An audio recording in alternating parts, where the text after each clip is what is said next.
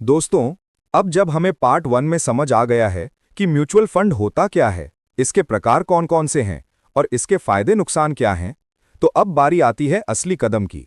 Part 2, mutual fund में निवेश कैसे किया जाए, यानी प्रैक्टिकल तरीका। क्योंकि थ्योरी जानना एक बात है और वास्तव में निवेश करना दूसरी। तो चलिए बिल्कुल स्टेप बाय स्टेप समझते हैं। सबसे पहले, म्यूचुअल फंड में पैसा लगाने से पहले आपको 3 काम करने होंगे। Step 1, KYC, know your customer. KYC एक जरूरी प्रक्रिया है जिससे सरकार सुनिश्चित करती है कि निवेशक की पहचान सही है। इसमें आपको बस 3 चीजों की जरूरत होती है: 1 Aadhaar card, 2 PAN card, 3 bank account. अब आपको कहीं जाने की जरूरत नहीं है। आप घर बैठे ही केवाईसी कर सकते हैं Grove, Zerodha coin, Paytm money जैसे प्लेटफॉर्म्स पर। सिर्फ 5 से 10 मिनट में आपका केवाईसी हो जाता है। स्टेप 2, प्लेटफॉर्म चुनिए। अब आपको यह तय करना है कि आप निवेश कहां से करेंगे। 2 रास्ते हैं। पहला, एएमसी की वेबसाइट से डायरेक्ट। एएमसी मतलब एसेट मैनेजमेंट कंपनी, जैसे HDFC mutual fund, SBI mutual fund, axis mutual fund आदि। अगर आप डायरेक्ट उनकी वेबसाइट पर जाकर निवेश करते हैं तो आपको डायरेक्ट प्लान मिलेगा। दूसरा, इन्वेस्टमेंट ऐप या प्लेटफॉर्म, जैसे Grove, Zerodha coin, Paytm money. यहां आपको सभी एएमसीज के फंड एक ही जगह मिल जाते हैं। आप कंपेयर कर सकते हैं, एसआईपी लगा सकते हैं और पूरा ट्रैक रख सकते हैं। अगर आप नए हैं तो प्लेटफॉर्म से शुरू कीजिए, क्योंकि यहां प्रोसेस आसान है और डेटा साफ दिखता है। Step 3, direct plan versus regular plan. अब यहां बहुत लोग कंफ्यूज हो जाते हैं। दोनों में फर्क बहुत सरल है। डायरेक्ट प्लान, आप खुद निवेश करते हैं, कोई बीच में ब्रोकर या एडवाइजर नहीं होता। एक्सपेंस रेशियो कम होता है, यानी रिटर्न ज्यादा होता है। रेगुलर प्लान, इसमें एडवाइजर या डिस्ट्रीब्यूटर आपका निवेश करवाता है। वो अपनी कमीशन एएमसी से लेता है, इसलिए एक्सपेंस रेशियो थोड़ा ज्यादा होता है। एग्जाम्पल से समझिए। अगर आप 20 साल तक 10 लाख रुपए का निवेश करते हैं तो डायरेक्ट प्लान से आपको 40 लाख रुपए मिल सकते हैं, लेकिन रेगुलर प्लान से वही 37 लाख रुपए ही रहेंगे, यानी 3 लाख रुपए का अंतर। इसलिए अगर आप थोड़ा सीख लेते हैं तो डायरेक्ट प्लान ही सबसे अच्छा विकल्प है। स्टेप 4, फंड चुनिए। अब ये सबसे महत्वपूर्ण हिस्सा है। म्यूचुअल फंड चुनते वक्त आपको ये 5 बातें जरूर ध्यान में रखनी हैं। 1, फंड कैटेगरी और आपका गोल। आपका उद्देश्य क्या है? अगर 3 साल का गोल है, डेट या हाइब्रिड फंड। अगर 5 साल से ज्यादा का गोल है, इक्विटी फंड। अगर टैक्स बचाना है, ईएलएसएस फंड। एग्जाम्पल, अगर आपको 3 साल में बाइक खरीदनी है तो डेट फंड ठीक रहेगा। लेकिन अगर आप 15 साल बाद रिटायरमेंट के लिए बचत कर रहे हैं तो इंडेक्स या लार्ज कैप फंड बढ़िया रहेगा। 2, फंड परफॉर्मेंस, यानी पिछले रिटर्न्स। लेकिन सिर्फ पिछले साल का रिटर्न मत देखिए, कम से कम 5 या 10 साल का औसत रिटर्न देखिए। Example, axis blue chip fund ने पिछले 10 साल में लगभग 13% का औसत रिटर्न दिया है, यानी 1 लाख रुपए का निवेश 3,40,000 रुपए तक बन गया। 3, एक्सपेंस रेशियो। ये वो चार्ज है जो एएमसी आपके पैसे मैनेज करने के लिए लेती है। कम एक्सपेंस रेशियो वाले फंड लॉन्ग टर्म में ज्यादा रिटर्न देते हैं। अगर 2 फंड का रिटर्न बराबर है तो एक्सपेंस रेशियो देखकर ही निर्णय लें। 4, एयूएम, यानी फंड में कुल कितना पैसा निवेश किया गया है। बहुत छोटे फंड से बचिए। कम से कम 1000 करोड़ रुपए एयूएम वाला फंड अच्छा माना जाता है। ये स्टेबिलिटी दिखाता है। 5, फंड मैनेजर और रेटिंग। फंड मैनेजर का अनुभव जरूर देखें। वैल्यू रिसर्च, मॉर्निंगस्टार जैसी वेबसाइट से फंड की रेटिंग चेक करें। 4 या 5 स्टार रेटिंग वाले फंड बेहतर माने जाते हैं।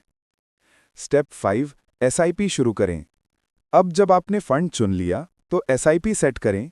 एसआईपी का मतलब सिस्टमैटिक इन्वेस्टमेंट प्लान। हर महीने एक तय तारीख को तय रकम आपके अकाउंट से कटकर म्यूचुअल फंड में चली जाती है। आप 500 रुपए से भी एसआईपी शुरू कर सकते हैं। ऑटो डेबिट सेट कर दीजिए और बस हर महीने आपका पैसा खुद ब खुद इन्वेस्ट होता रहेगा। याद रखिए, एसआईपी की ताकत है कंसिस्टेंसी। राशि छोटी हो सकती है, लेकिन नियमित निवेश ही सफलता की कुंजी है। एग्जाम्पल, मान लीजिए आपने 2000 रुपए की एसआईपी शुरू की।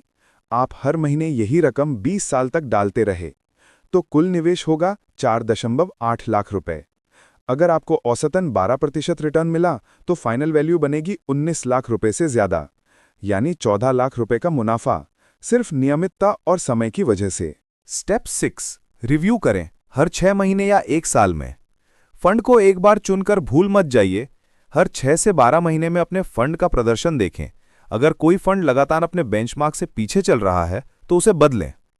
अब बात करते हैं टैक्सेशन की, क्योंकि हर निवेशक को टैक्स समझना जरूरी है।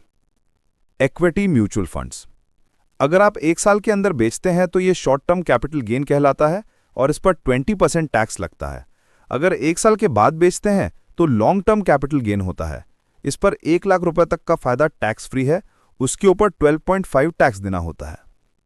डेट फंड्स, डेट फंड्स के नए नियम 2023 के बाद बदले हैं। अब इनके गेन को आपकी नॉर्मल इनकम में जोड़ दिया जाता है और उसी स्लैब के हिसाब से टैक्स लगता है। ईएलएसएस फंड्स, ईएलएसएस फंड्स यानी टैक्स सेविंग म्यूचुअल फंड, इसमें 3 साल का लॉक इन होता है और सेक्शन 80C के तहत 1.5 लाख रुपए तक टैक्स डिडक्शन मिलता है। एक रियल एग्जाम्पल से समझते हैं। राहुल 28 साल का सॉफ्टवेयर इंजीनियर है। उसने 5,000 रुपए की एसआईपी शुरू की एक इंडेक्स फंड में। अगर वो 20 साल तक एसआईपी जारी रखता है और उसे औसतन 12% का रिटर्न मिलता है तो उसका कुल निवेश 12 लाख रुपए होगा, लेकिन फाइनल कॉर्पस 50 लाख रुपए से ज्यादा बनेगा, यानी 38 लाख रुपए का मुनाफा बिना ज्यादा मेहनत के। अगर वही एसआईपी 30 साल तक जारी रखी तो ये 1.75 करोड़ तक पहुंच सकती है। अब सोचिए, सिर्फ 5,000 रुपए महीने की एसआईपी से करोड़पति बना जा सकता है। बस शर्त यही है, जल्दी शुरू करें और लगातार रहें। अब कुछ bonus tips. Don't case short term returns. Mutual fund लंबी दौड़ है। मार्केट गिरता है तो घबराइए मत, एसआईपी जारी रखें। Avoid too many funds. शुरू में 1 या 2 फंड काफी हैं, बाद में डाइवर्सिफाई कर सकते हैं। Set goals. इन्वेस्टमेंट बिना गोल के डायरेक्शनलेस होता है। हर एसआईपी को किसी लक्ष्य से जोड़िए, जैसे हाउस, रिटायरमेंट या चाइल्ड एजुकेशन। री इन्वेस्ट एंड रिव्यू। प्रॉफिट निकालने के बजाय उसे बढ़ने दीजिए। कंपाउंडिंग तभी काम करता है जब पैसा समय के साथ बढ़े। अब आखिरी बात, डिसिप्लिन ही सक्सेस है। म्यूचुअल फंड में सफलता लक या टाइमिंग से नहीं, बल्कि कंसिस्टेंसी और पेशेंस से मिलती है। याद रखिए, मार्केट को बीट करने वाला नहीं, मार्केट में टिके रहने वाला जीतता है। अब लास्ट पार्ट 3 में हम बात करेंगे पोर्टफोलियो रीबैलेंसिंग, रिस्क मैनेजमेंट और long term wealth creation strategy पर, यानी म्यूचुअल फंड के एडवांस लेवल कॉन्सेप्ट्स पर, जहां आप सीखेंगे कि पैसे को कैसे अलग अलग फंड्स में बांटें ताकि रिस्क कम और ग्रोथ ज्यादा हो। तब तक के लिए bye bye, keep learning. Video को लाइक और चैनल को सब्सक्राइब जरूर कीजिए।